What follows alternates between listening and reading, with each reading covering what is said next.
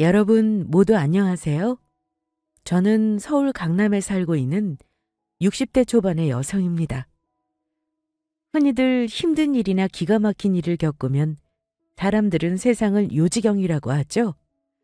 그 요지경 같은 일을 10년 전 제가 겪게 되었습니다. 제가 30대 젊은 시절의 일인데 저희 서방님이 돌아가시자 7살 어린 조카를 버리고 동서가 도망을 갔었거든요. 그런데 그 동서가 13년 후 사기꾼이 되어 다시 제 앞에 나타났던 거예요. 그리곤 어처구니 없는 이유를 들며 저희 부부에게 거액의 돈을 요구하며 협박을 했었죠. 결국 그런 동서를 다시는 찾아오지 못하도록 저와 남편이 제대로 복수를 해주긴 했지만 말이에요. 사람이 뻔뻔해도 정도가 있는 것이지. 동서는 결코 저에게 그래서는 안 되는 사람이었습니다. 은혜를 원수로 갚는 것도 아니고 저에게 큰 신세를 져놓고도 감사한 줄 모르는 인간이었으니까요. 10년 전에 겪었던 일이긴 하지만 아직도 그 생각을 하면 속에서 천불이 나고 황당하기만 합니다. 남편에게는 남동생이 하나 있었는데 성실하고 착한 사람이었습니다. 결혼을 해서도 자기 가족들밖에 모르는 매우 가정적인 사람이었고요. 그런데 왜 그런 착한 사람에게 세상은 그런 큰 시련을 주며 일찍 데리고 간 것인지 아직도 생각하면 그저 한탄스럽기만 합니다.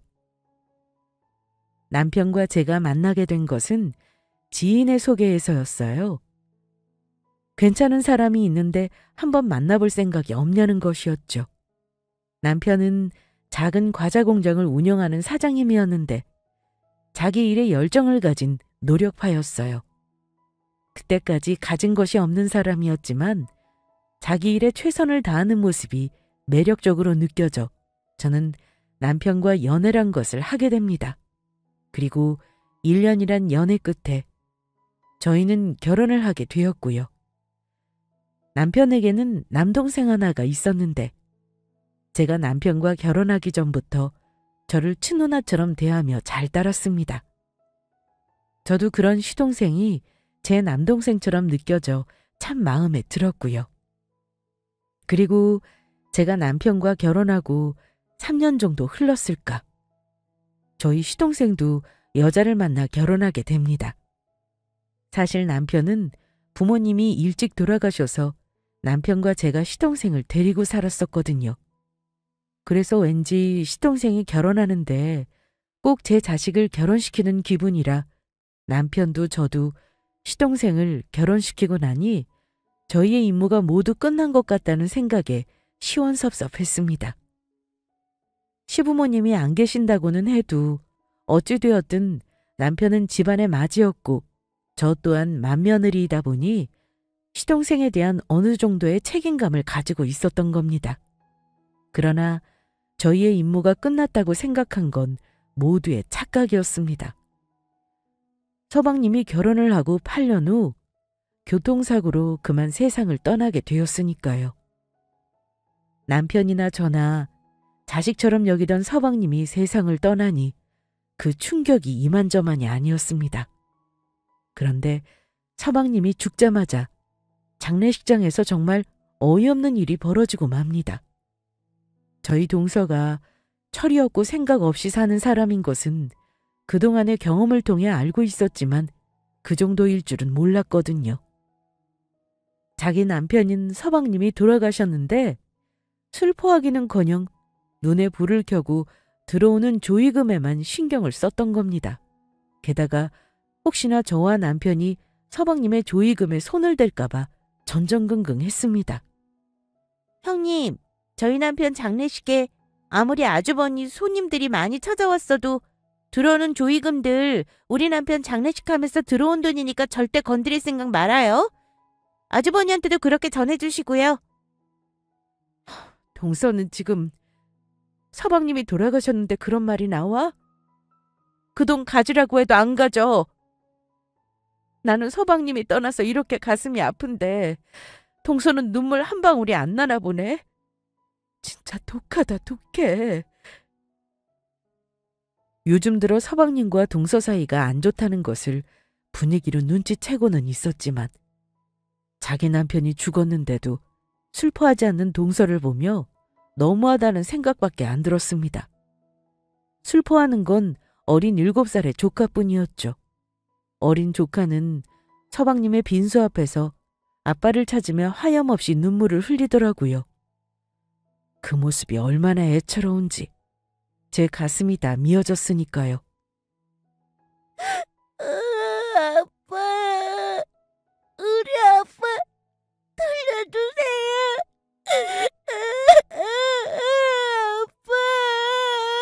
아빠. 그리고 전 얼마 지나자 조카가 왜 자기 아빠만 그렇게 애타게 찾았던 것인지 그 이유를 알게 되죠. 동선에 살던 빌라에 저랑 친한 친구가 살고 있었는데 그 친구에게서 서방님의 장례식을 치르고 얼마 안 돼 연락이 왔던 거예요. 운수가, 네 조카 이대로 둬도 괜찮은 거야? 어? 우리 재성이가 왜? 너 정말 아무것도 모르는구나. 네 동서, 네 조카도 안 돌보고 매일 밖으로만 싸돌아다니고 있어. 애가 혼자 무서운지 밤마다 매일 우는 소리만 들리고 어린이집에도 안 보내는지 매일 혼자서 집에만 갇혀 지내고 있다고. 어떨 때는 네 동서가 아예 며칠 동안 집에도 안 들어오는 것 같은데 저러다 네 조카 밥도 제대로 못 먹고 굶어 죽는 건 아닌지 모르겠다. 그게 정말이야? 내가 지금 당장 갈게. 저희 남편이 사업을 하고 있다고 하지만 저희가 그리 넉넉한 형편은 아니었습니다. 남편이 운영하는 회사는 직원도 10명 남짓밖에 안 되는 작은 과자 공장이었고 그 시절 한창 불경기여서 매출도 점점 떨어지고 있었거든요. 그래서 그 당시 저도 결혼 전 배웠던 미싱일을 하며 입에 풀칠을 하고 있는 실정이었습니다.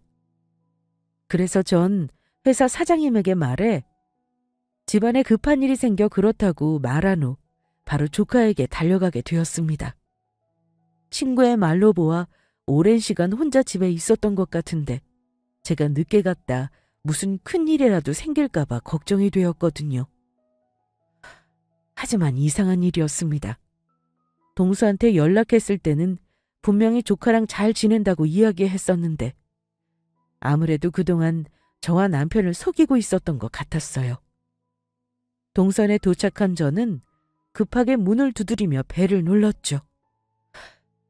재성아! 재성아! 집에 있니? 큰엄마야. 있으면 문 좀 열어봐. 그리고 문을 열고 나오는 조카의 모습에 저는 너무 놀라고 말았습니다. 도대체 언제 씻었는지 모를 때가 잔뜩 낀 모습에 그때가 여름이었는데 많이 더워서인지 속옷만 입고 있었죠. 게다가 친구 말대로 제대로 먹지 못해서인지 비쩍 마른 모습이었으니까요. 세상에. 재성아, 엄마는 어디 가고 혼자 있는 거야? 모르겠어요. 엄마가 아무리 기다려도 안 돌아와요. 그러면 지금까지 계속 혼자 있었던 거야? 밥은 먹었어? 조카를 걱정하는 제 한마디에 조카는 순간 울음을 터뜨리고 말았습니다. 엄마, 큰엄마, 저 너무 배고파요. 집에 먹을 것도 없고 아무것도 없고 엄마는 안 들어오고 저 여기 있다가 굶어 죽을 것 같아요. 큰엄마, 저 좀 살려주세요. 그 말에 전 너무 깜짝 놀랐습니다. 어린 조카가 울고 있으니 억장이 무너지는 것 같았어요.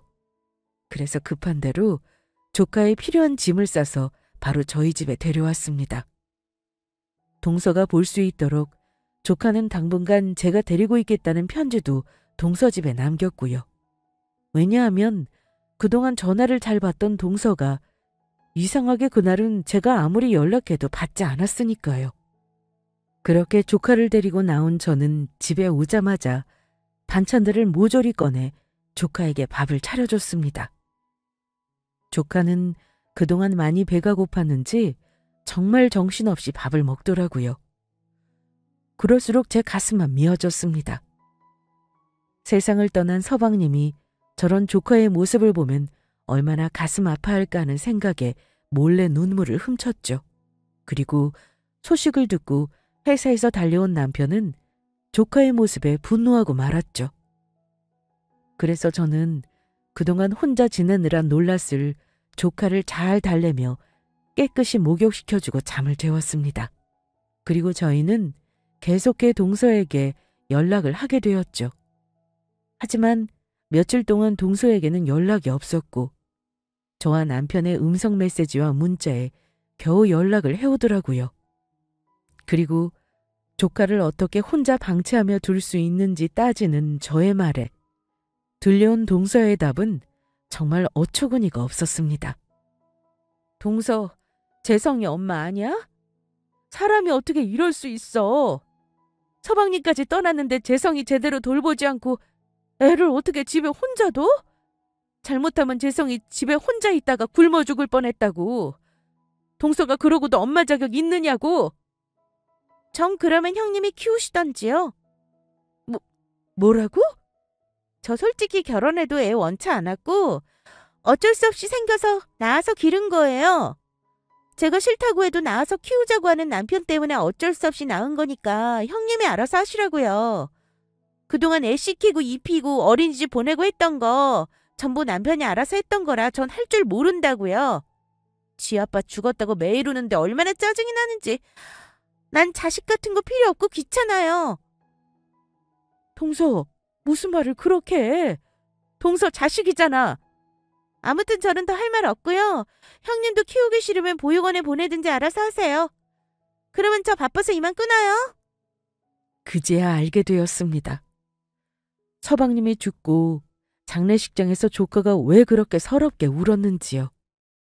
그동안 조카는 서방님 혼자 키운 거나 마찬가지였던 겁니다. 세상에 제 의지하던 유일한 사람이 떠났으니 조카는 서러움에 그렇게 눈물을 흘렸던 거예요. 서방님이 말을 안 했지만 그동안의 결혼 생활이 어땠을지 예상이 되었습니다. 동서가 서방님 떠났을 때 장례식장에서 한 행동이며 동선에 갔을 때 집안꼴도 그렇고 집안 살림이며 육아며 아마도 서방님 혼자 도맡아서 한 것 같았어요. 그렇게 힘든데도 가장으로 밖에서 돈까지 벌어왔던 거고요. 남편도 제 이야기를 듣더니 많이 가슴 아파했습니다. 그래서 일단 조카 일은 좀 더 시간을 가지고 고민해 보기로 했어요. 그러던 어느 날 저는 아주 충격적인 광경을 목격하고 맙니다. 제가 퇴근하고 집으로 오는 길이었는데 눈앞에 아주 익숙한 사람이 제 앞에 걸어가고 있던 겁니다. 서방님이 돌아가신 지 한 달도 안 돼서 동서가 어떤 남자랑 팔짱을 끼고 걸어가고 있는 거예요. 딱 상황을 봐도 보통 사이가 아닌 것 같은데 저희 서방님이 돌아가시기 전부터 만나왔던 것이 확실해 보였습니다. 그러자 저희 조카까지 방치해둔 이유가 설명이 되더라고요. 서방님도 죽어 세상에 없으니 바람 피운 남자를 만나러 다니느라 조카를 혼자 두었던 것이죠. 생각이 거기까지 다다르자 전 너무 화가 난 상태였고 동서에게 따지려 뒤를 쫓아가게 되었습니다. 뭐라고 제대로 한마디라도 해줘야 했으니까요.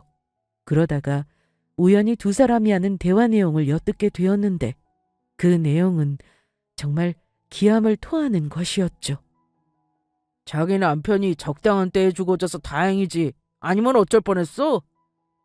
그러게 말이야. 자기 만나러 나가려 해도 매일 애 두고 어디 가냐. 살림은 안 하냐. 어찌나 잔소리를 하던지. 안 그래도 남편이랑 이혼하고 자기랑 살 생각이었는데 번거로울 필요 없이 이렇게 죽어져서 다행이지 뭐야? 그러게 말이야. 그런데 자기 남편은 갑자기 왜 죽은 거야? 내가 아직 이야기 안 해줬었나? 그게 내가 자기 만나러 나온 날 있잖아. 그날 남편이 나한테 어디 있나 확인하러 전화하더니 내가 바뀌라고 했거든?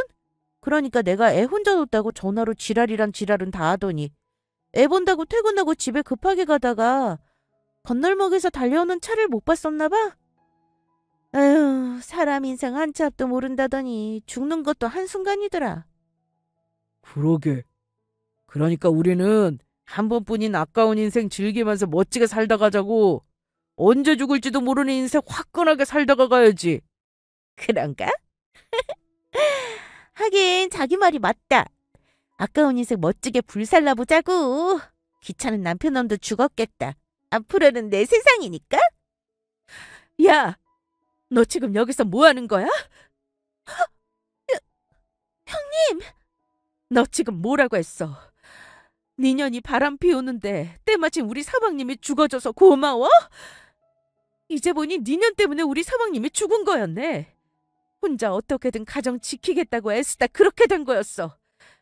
니년 때문에 죽은 거나 마찬가지인데 그런데도 우리 사방님에 대해 미안해하기는커녕 사람 인생 어찌 될지 모르니 멋지게 불살라보자고? 너는 그 말이 주둥이에서 쉽게 나오든? 이거 완전히 도라이였네. 우리 서방님 대신하는 내 복수다. 어디 오늘은 내가 한번 나한테 죽어봐.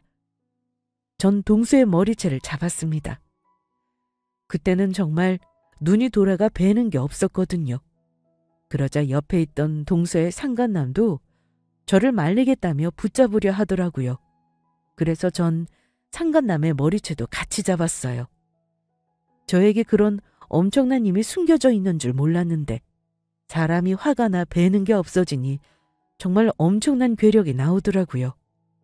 아이고 왜 그러세요? 당장 우리 애순이 머리 놓지 못하겠어요? 니놈은 또 뭐야? 이 자식아 너도 혼나봐. 감히 가정 있는 여자를 건드려서 이 지경으로 만들어? 내 머리털 다 빠지겠네. 아파. 아줌마 이 손 머리 아프다고. 나중에 알고 보니 동서는 정말로 서방님이 살아있을 때부터 상간남이랑 바람을 피웠고 집안 살림이며 조카를 돌보는 일까지 서방님한테 맡긴 채 놓고 있었더라고요. 그래서 둘 사이도 많이 안 좋았던 것 같고요. 그래서 집안 살림이며 조카 돌보는 것까지 서방님 혼자 하다가 그렇게 허무하게 세상을 떠난 것이고요. 저희에게 내색 한번 하지 않고 살아온 서방님이 속이 어땠을지 상상이 가지 않았습니다. 그런데 아무리 생각해도 동서를 도저히 용서할 수가 없었어요. 그래서 이른 아침 주말 남편과 저는 동서에게 따지기 위해 동서네 집으로 가려고 했습니다. 연락을 하니 그날은 집에 있을 것이라고 했으니까요. 그래서 동서네 집으로 배를 누르는데 동서가 아닌 다른 사람이 나온 것이었어요. 동서는 집에 있다고 했지만 이미 저희 모르게 살던 전셋집을 정리해 전세금을 들고 튄 상태였습니다. 그래서 바로 동서에게 연락을 했더니 전화를 받지 않던 동서가 바로 문자 한 통을 보냈습니다. 지금 만나는 상간남이 저희 서방님과는 다르게 돈 많은 남자라며 같이 살기로 했으니 다시는 자신을 찾지 말라는 내용이었죠. 그래서 다시 바로 전화하니 그새 전화를 바꾼 것인지 없는 번호라고 뜨더라고요. 그때부터 남편과 저희 고민은 커졌습니다. 이제는 정말로 조카의 문제에 대해 제대로 정리를 해야 했으니까요. 그리고 깊은 고민 끝에 나온 결론은 조카를 저희 자식으로 키우자는 것이었어요. 남편은 저희 형편도 어려우니 조카를 보육원에 보내자는 의견이었지만 저는 그럴 수가 없었거든요. 그러자 남편이 저에게 미안해하며 묻더군요. 당신 정말 괜찮겠어? 지금 우리 공장도 힘들고 당신도 나 때문에 일 다니면서 고생하고 있는데 감당할 수 있겠냐고. 없으면 없는 대로 아이 잘 키우면 돼. 남도 아니고 서방님 아이인데 저 어린 것을 어떻게 보육원에 보내. 당신 정말 그러고 잘 살 자신 있어? 내가 다른 건 몰라도 당신 성격은 잘 아는데 당신 재성이 보육원 보내면 아마 제대로 잠도 못 잘걸? 어차피 나 불임이라 우리 아이도 없고 우리가 재성이 부모가 되어주자. 앞으로 재성이는 우리 자식이야. 여보, 정말 고마워. 내가 당신한테 면목이 없다. 내가 내가 정말 열심히 일해서 꼭 당신이랑 재성이 호강시켜줄게. 정말 고마워. 그리고 저희는 정말로 조카를 입양해 저희 자식으로 키우게 됩니다. 알아보니 친부모가 실종이 되거나 그 밖의 사유로 소재를 알 수 없게 되면 친부모의 동의 없이도 입양을 할 수가 있더라고요. 동서는 이미 아이까지 버리고 도망을 가서 생사를 알 수 없는 상황이니 조카를 입양해야 하는데 큰 문제는 없었습니다. 하지만 조카에게는 동서가 떠난 이유를 솔직히 말해줄 수 없었어요. 부자 상간남이 좋아서 조카를 버리고 떠났다고 차마 이야기할 수 없는 노릇이었으니까요. 그래서 조카한테는 상처가 되지 않도록 동서가 조카를 많이 사랑하지만 몸이 아파 치료를 받기 위해 저희에게 잘 부탁한다며 맡기고 떠날 수밖에 없었다고 둘러댔죠.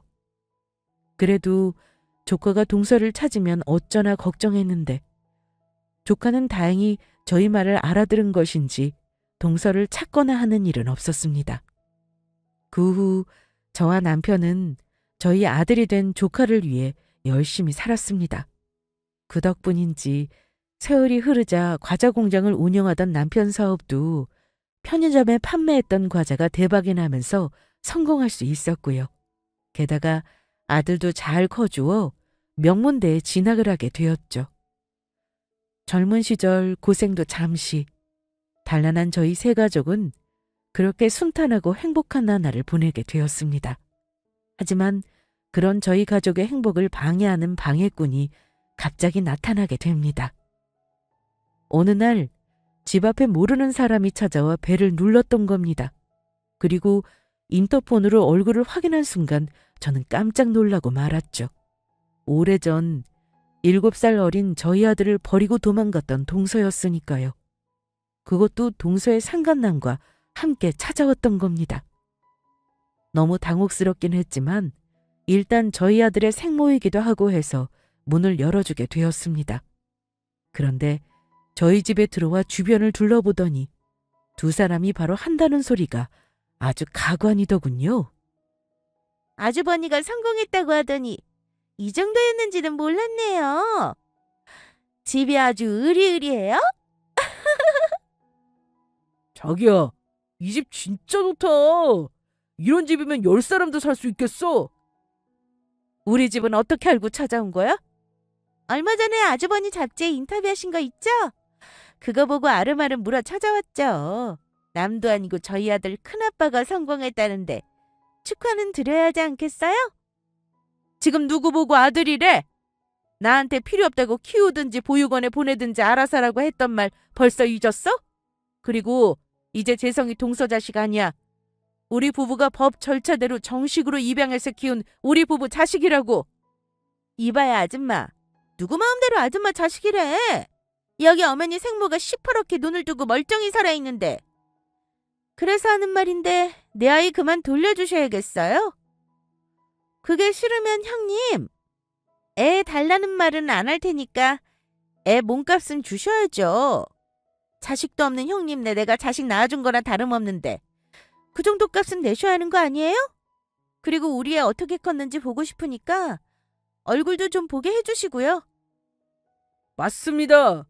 저희도 양심은 있으니까 그렇게 많은 돈 바라지 않고 딱 큰 거 5장, 5억이면 될 것 같아요. 야, 그 정도면 진짜 싸게 먹혔다. 이것들이 무슨 헛소리야? 당장 내 집에서 나가지 못하겠어? 예전처럼 어디 네 두 연놈들 머리차 좀 잡아줄까? 아유, 이 아줌씨가 또 그러시네. 자기야, 오늘은 이따 가자. 다음이 있으니까. 알겠어요. 가면 될 거 아니야. 그런데 형님이 잘 모르시나 본데 천류는 끊으려야 끊을 수 없는 거라고요. 그러니까 나는 내 아들 꼭 만나봐야겠어. 여기 연락처 남겨놓고 가니까 우리 아들 꼭 만나게 해주세요. 아니면 내가 직접 우리 아들 찾아갈 테니까. 그래서 그날 퇴근하고 돌아온 남편에게 동서이를 의논하게 되었고 저희는 아들에게 모든 선택권을 넘기기로 합니다. 우리한테는 나쁜 인간이지만 저희 아들한테는 친엄마인데 마음대로 결정할 문제가 아닌 것 같았거든요. 다행히 아이도 어엿한 성인이고 스스로 분간해서 잘 판단할 수 있는 나이였으니까요. 더군다나 어차피 우리가 동서를 저희 아들과 못 만나게 해봤자 동서 성격에 저희 모르게 만나려 할 것이 뻔했거든요. 혹시 저희 아들을 만나 동서가 상간남과 함께 무슨 짓을 벌일지 알 수 없는 상황이었고 그럴 바에야 저희가 보는 앞에서 만나게 하는 게 나을 것 같았습니다.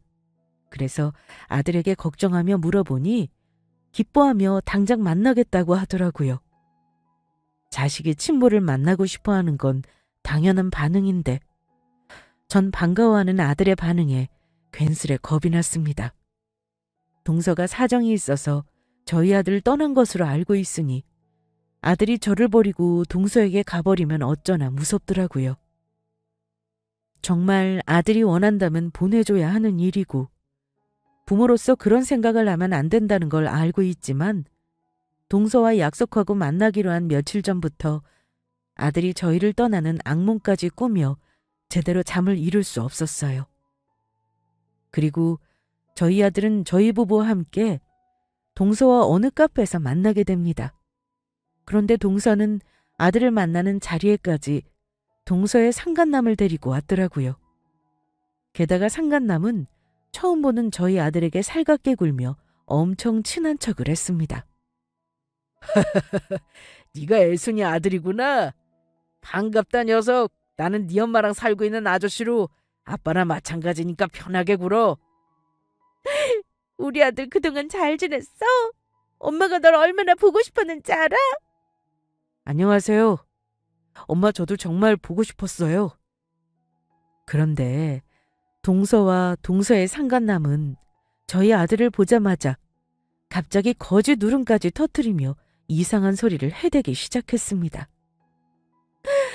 내가 널 버렸던 건 어쩔 수 없는 사연이 있었어. 네 큰엄마가 나에 대해 그동안 뭐라고 욕을 했던 전부 거짓말이니 믿지 마라. 맞아. 네 엄마가 네 큰엄마랑 큰아빠한테 어떤 짓을 당했는지 알면 아마 너도 깜짝 놀랄 거다. 동서, 그게 무슨 소리야? 나한테 어떤 일을 당하긴. 왜 그런 거짓말을 우리 재성이한테 하는데? 사실은 그게 재성아. 사실은 아이, 자기야, 아니야, 됐어. 나만 찾고 살면 되는데 우리 아들한테 그런 말을 해서 상처를 줘? 우리 아들은 자기 큰엄마랑 큰아빠를 좋은 사람이라고 생각하고 자라왔을 텐데. 자기는 가만히 있어. 그래도 이 녀석도 다 컸고 알 건 알아야지. 그런가?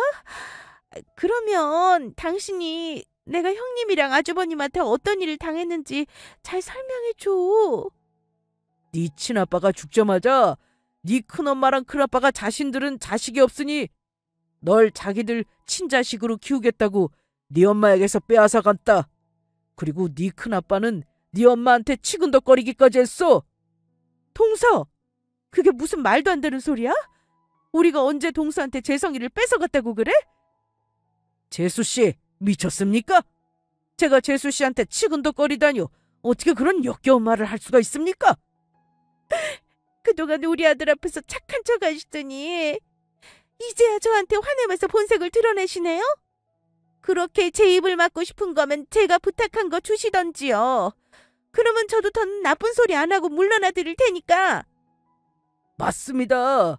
그 정도 요구는 좋게 이야기할 때 당신들이 진작 들어줘야 할 거 아니야. 남의 자식을 어디서 꽁으로 먹으려고 들어. 양심이 좀 있어. 그제야 동서가 왜 저희 아들을 만나게 해달라고 했는지 알게 되었습니다. 본인이 요구한 돈을 주지 않으면 거짓말을 해서라도 저희 부부와 아들 사이를 갈라놓을 생각이었던 겁니다. 하지만 전 그 앞에서도 차마 아들 앞에 진실을 밝히는 것이 꺼려졌습니다. 모든 진실을 알게 된 후 아들이 받을 상처가 걱정이 되었거든요.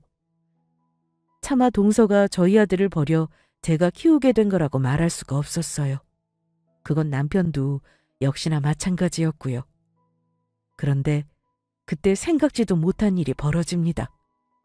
저희 아들이 화가 났는지 벌떡 일어나 화를 내는 것이었어요.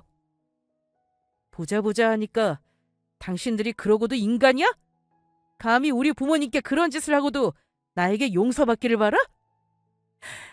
그렇지 아들. 네 큰엄마랑 큰아빠 좀 봐라. 저것들이 정말 인간이니? 이제는 내 앞에서 대놓고 나를 구박하는구나. 아유 서러워. 재성이 너도 봤지? 네 큰엄마랑 큰아빠라는 사람의 실체를. 저것들이 저런 인간들이다. 이것들이 진짜 뭐라고 짓거리는 거야? 이봐 아줌마, 그리고 옆에 아저씨, 당신들 미쳤어? 뭐? 아줌마? 지금 누구 보고 아줌마라는 거야? 재성이 너 나한테 그런 거니? 나는 너 낳아준 네 친엄마야. 재성이 너 힘들게 찾아온 네 엄마한테 못하는 소리가 없구나. 네 큰엄마랑 큰아빠가 그렇게 가르치던? 엄마는 무슨 엄마? 당신이 저 옆에 있는 인간한테 미쳐서 나 버리고 갔던 거 내가 모를 줄 알았어? 비록 어릴 때 일이지만 나 아직 똑똑히 기억해. 우리 엄마랑 아빠 생각해서 모르는 척 참고 넘어가려고 했는데 도저히 안 되겠어. 이봐 아줌마, 당신 나 우리 친아빠 살아있을 때부터 못살게 괴롭히고 때렸었지? 그러다가 친아빠 돌아가시니까 내가 죽든 말든 방치하고 굶겼었잖아. 그 더운 방 안에서 나 혼자 얼마나 힘들었는지 알아? 그때 당신이 큰엄마라고 부르는 우리 엄마가 나 구해주지 않았으면 나 지금 여기 없었어. 당신이 나한테 큰엄마 큰아빠라고 말하는 우리 엄마랑 아빠는 내 생명의 은인이라고. 우리 엄마랑 아빠가 그래도 당신이 나 낳아준 친모라고 만나길 바라는 것 같아서 아무것도 모르는 척 나왔던 건데, 누가 되었든 우리 부모님 욕하는 것들 내가 절대 용서 못해. 당신이 얼마나 최악의 인간인지 다시 한번 알려줘서 정말 고마워. 당신 만나면 이 말을 꼭 해주고 싶어서 내가 만나고 싶었던 거거든. 당신 한 번만 더 찾아와 우리 부모님 괴롭혀봐. 그때는 내가 정말 용서 안 할 테니까. 그리고 나한테 부모님은 돌아가신 우리 친아빠랑 여기 계신 큰엄마 큰아빠가 두 분이셔. 알겠어? 저희 아들을 속이는 것에 실패하자 동서와 동서의 상간남은 저희 아들을 속이는 것을 포기했는지 대놓고 막 나오기 시작했습니다. 동서의 상간남이 아들의 말에 화가 났는지 저희 아들을 때리려고 했으니까요. 남편은 그런 상간남의 발을 먼저 맞기는 했지만요. 이 자식이 버릇없이 제 엄마한테. 이게 어디서 감히 귀한 내 새끼한테 손찌검을 하려고 하고 있어? 너희 둘 다시 한번 우리 앞에 나타나봐. 그때는 확 경찰에 신고해버릴 테니까. 뭐라고? 경찰? 니들이 이렇게 나온다 이거지? 뭐 그래 좋아. 어차피 나도 저 애 내 새끼라고 생각한 적 없으니까. 가기 전에 한마디만 할게. 내가 이대로 물러서는 건 너무 억울해서 당신들한테 자식 낳아준 값은 꼭 받아야겠어. 기한은 딱 일주일이야. 그때까지 우리 저번에 말한 5억 꼭 준비해두라고. 이래봬도 우리 자기가 교도소 출신이라 무서운 동생들도 많이 알고 있거든? 이건 마지막 경고야! 우리 애순이가 하는 말 들었지? 나 진짜로 무서운 동생들 많이 알고 있거든.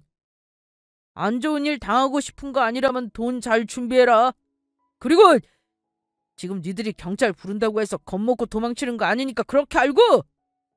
동서는 자기 아들과 만났는데도 떠나는 순간까지 아직 저희에게 어떻게든 돈을 뺏을 생각밖에 없었죠. 저희 세 가족은 그렇게 집으로 돌아오게 되었고 오래도록 숨기고 왔던 서로의 감정들을 나누게 됩니다. 재성이 너 전부 다 알고 있었던 거야? 그런데 왜 진작 말하지 않았어? 엄마랑 아빠가 슬퍼할까 봐 그랬지. 내가 옛날 일 기억 못하는 줄 알고 그 여자가 그래도 내 친모라고 좋게 이야기해 주었는데 거기다 내가 전부 기억하고 있다고 말해봐. 그러면 엄마랑 아빠가 슬퍼할 거 아니야. 그래서 솔직히 오늘 그 여자 만나러 가는 것도 가기 싫었는데 엄마랑 아빠가 그러면 속상해할까 봐 나갔던 거야. 내가 과거 일 전부 기억하는 거 알면 엄마랑 아빠가 가슴 아파할 테니까. 엄마랑 아빠한테는 끝까지 기억 못하는 척 하려고 했는데 미안해. 아니야. 엄마랑 아빠가 그런 재성인 마음 몰라줘서 미안해. 진작 그런 줄 알았으면 그냥 만나지 않게 하는 건데. 엄마가 우리 아들 마음을 몰랐어. 이 아빠도 미안하다. 그냥 처음부터 너한테 솔직히 물어볼 걸 그랬다. 그러면 오늘 우리 아들이 친엄마 만나서 다시 상처받는 일도 없었을 텐데. 나는 괜찮아. 엄마랑 아빠가 나 생각해서 그런 거잖아. 그리고 그 여자가 친엄마라는 생각도 이제 안 들어서 내가 상처받을 것도 없다고. 그리고 내가 엄마랑 아빠한테 오래도록 하고 싶었던 말이 있는데 지금에서야 하는 말이지만 나 보육원에 버리지 않고 엄마 아빠 자식으로 키워줘서 정말 고맙습니다. 두 분 자식으로 살 수 있어서 저 너무 행복해요. 그래 아들. 나도 우리 재성이 엄마 할 수 있어서 너무너무 행복해. 이 녀석 언제 이렇게 다 큰 거야? 이런 말도 할 줄 알고. 원래 키는 내가 예전부터 아빠보다 컸다고. 그러니까 엄마 아빠 앞으로 우리 세 식구만 생각하면서 행복하게 살자. 내가 빨리 대학 졸업하고 성공해서 엄마랑 아빠한테 효도하면서 살 테니까. 효도 안 해도 돼. 지금처럼 우리 재성이가 행복하게 살면 엄마랑 아빠는 더는 바랄 게 없어.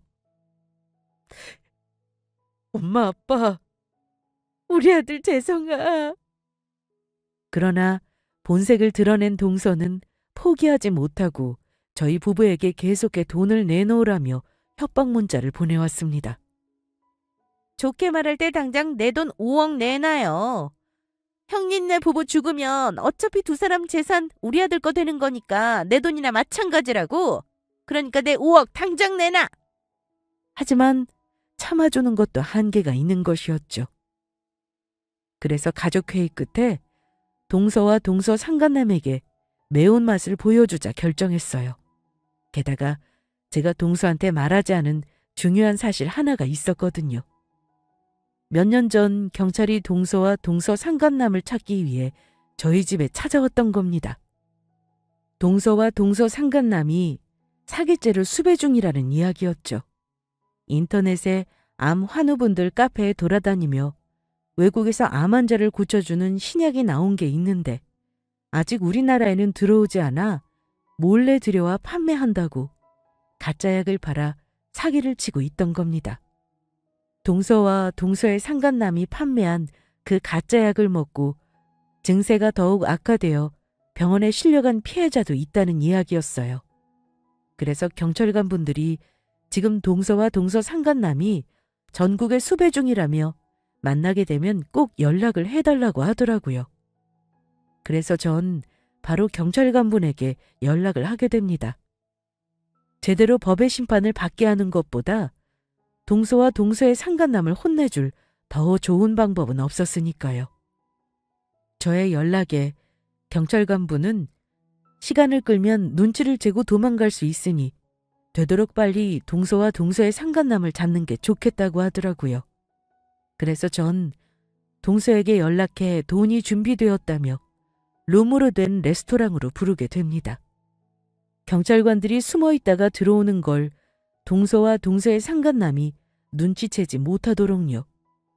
하지만 그런 저희 속내를 알 리 없던 동서는 아주 신이 나선 좋아하더라고요. 저한테 약속 장소를 늦지 말고 오라고 신신당부를 할 정도였으니까요. 그렇게 저희 세 가족과 동서의 상간남은 레스토랑 룸 안에서 만나게 됩니다. 이 레스토랑이 자신들을 잡을 덫이란 사실도 모른 채 제 발로 찾아온 것이었죠. 그런데 동서와 동서의 상간남을 잡는데 조금 차질이 생기게 됩니다. 막 동서를 만나기 전 경찰관 분들이 차를 타고 출동을 하다가 교통사고가 났다는 연락을 받은 것입니다. 그래서 다른 차를 갈아타고 되도록 빨리 갈 테니 시간을 끌어달라는 이야기였죠. 그래서 저희 가족들은 경찰관 분들이 올 때까지 이야기를 하며 시간을 끌기로 계획을 세웁니다. 그 사실을 알 리 없는 동서는 자기 말에 우리가 겁을 먹어 돈을 준비해서 나왔다고 생각했는지 아주 신이 나 의기양양해서 말하더군요. 이제야 좀 말귀를 알아듣나 보네. 그러게 사람이 진작 좋은 말로 할 때 돈을 줬어야지. 꼭 이렇게 혼이 나봐야 정신을 차린다니까? 그러게 내가 처음부터 그냥 세게 나가자고 했잖아. 원래 저런 것들은 멍청해서 겁을 줘야 말귀를 알아듣는다고. 그러면 당신들 어서 준비한 돈 어서 내놓으실까? 돈이야 언제든지 줄 수 있지만 우리도 그냥은 못 줄 것 같은데 당신 두 사람 우리 서방님이랑 우리 아들한테 상처 준 것부터 전부 사과해. 그래야 당신들이 말한 5억을 주지. 아니면 절대 못 주니까. 사과는 무슨 사과? 내가 뭘 잘못했는데? 네가 우리 서방님 배신하고 바람 피우고 우리 재성이까지 방치하면서 학대해놓고 지금 잘못한 게 없다는 거야? 그러면 너희들에게 주기로 했던 돈 주지 말까? 아니에요. 사과하면 될 거 아니야. 저기 재성아, 내가 정말 미안하다. 너랑 같이 살면서 못 살게 괴롭힌 것도 때린 것도 밥도 차려주지 않고 굶긴 것도 전부 미안해. 네 아빠 두고 바람 피운 것도 미안하고. 동서의 말이 끝나기 무섭게 경찰관 분에게서 문자가 하나 왔습니다. 곧 도착할 거니 마음의 준비를 하는 것이었죠. 그래서 전 남편과 아들에게 눈짓을 하며 때가 되었음을 알려주었습니다. 그러자 이번에는 저희 남편이 나서게 됩니다. 그러면 돈은 계좌로 붙여줄 테니까 계좌번호 불러봐. 저기 지금 우리 계좌는 지금 쓸 수가 없어서 친구 계좌로 알려줄 테니까 거기로 보내주면 돼요. 당신들 5억에서 1원도 빼먹지 말고 제대로 보내. 우리는 단 한 푼도 깎아줄 마음 없으니까. 좋아. 내가 당신들한테 크게 한턱 내는 거니까 어디 그거 먹고 배 터지도록 잘 살아봐. 배 터지도록? 지금 덕담을 하는 건지 아니면 욕을 하는 건지 모르겠네. 아무튼 오늘 이후로 우리는 다시는 보지 말자고요.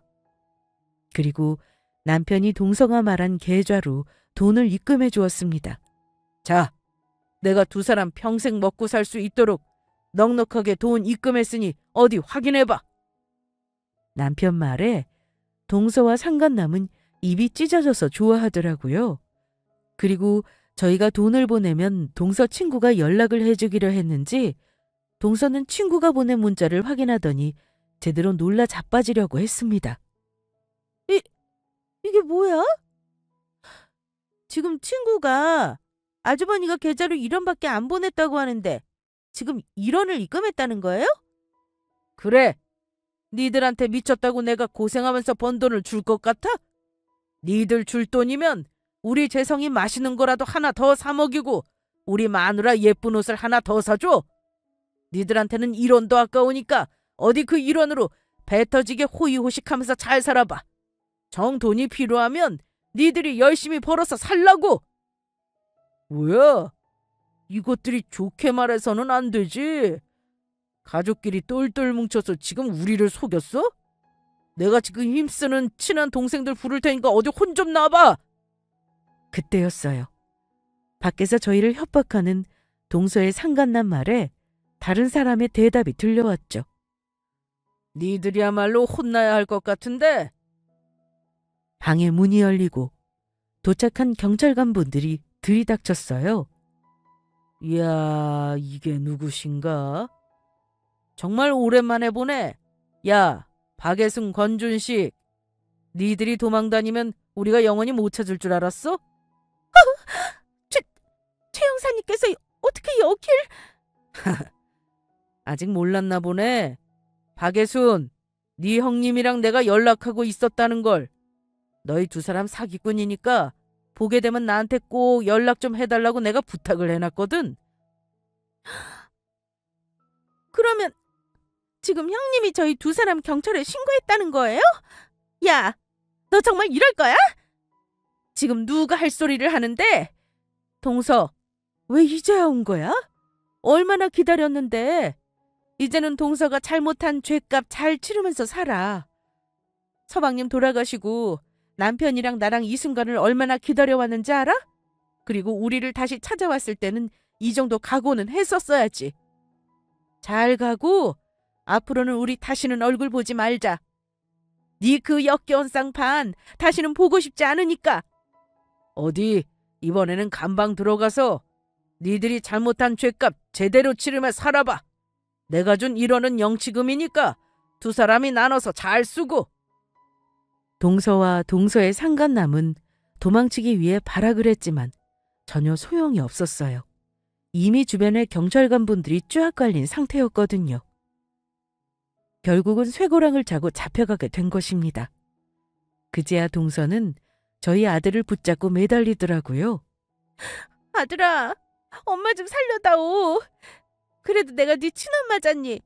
이제 나한테 의지할 사람이라곤 너밖에 안 남았다. 네가 형님이랑 아주버니 좀 설득해줘. 엄마는 무슨 낳아준다고 다 부모인 줄 알아? 7살 때 당신이 나 버리고 간 날 이미 그때부터 당신은 내 엄마가 아니었다고. 안녕히 잘 가세요. 동서와 동서의 상간남은 결국 감방신세를 지게 되었습니다. 그리고 저희 가족은 동서와 동서 상간남이 저희를 협박한 것까지 고소해버렸죠. 그래서 아마도 교도소에서 나오려면 한참의 시간이 걸릴 것 같아요. 게다가 동서의 상간남이 무서운 동생들을 알고 있다고 했던 말도 저희를 겁박하기 위한 거짓말이었더라고요. 저희에게 돈을 뜯어내기 위해 별의별 수는 다 썼던 겁니다. 돈 많은 남자랑 살겠다며 저희 아들까지 버리고 나가더니 그 돈 많은 남자는 사기꾼이었고 결국 같이 사기를 치고 돌아다니다가 인생까지 망치고 만 것이죠. 동서는 감방 생활 중에 저와 아들에게 사과 편지를 보내며 도와달라고 애원했지만 그런 악독한 짓을 저지른 동서를 저희가 도와줄 리 없었습니다. 다음부터 오는 편지는 전부 반송시켜버렸고요. 그런 큰일이 있은 뒤 저희 가족은 더욱 끈끈해졌습니다. 다 같이 힘든 일을 극복하고 나니 서로의 소중함을 더욱 잘 알게 되었다고나 할까요? 그리고 10년이 흐른 현재 저희 아들은 대학을 잘 졸업하고 남편의 사업을 돕고 있습니다. 아들이 남편의 일을 도와주면서 사업은 더 잘 되고 있고요. 아들이 이번에 결혼을 하게 되었는데 결혼식장에서 저희 두 부부에게 눈물의 편지를 써서 읽으며 감사하다고 하더라고요. 아들의 편지에 결혼식장 안은 눈물바다가 되고 말았고요. 전 아직도 아들이 썼던 그 편지의 마지막 내용을 잊을 수가 없습니다. 불행하게 살던 어린 시절 두 분을 만나 부모님이란 존재가 어떤 것인지 알게 되었습니다. 제가 만약 다시 태어난다면 그때는 두 분이 저의 자식으로 태어나 주세요. 그때는 제가 두 분께 받은 사랑 전부 돌려드리겠습니다. 엄마 아빠 감사하고 사랑해요. 그러면 이만 제 사연을 줄이도록 하겠습니다. 모두 행복한 일들이 가득하시길 바랍니다.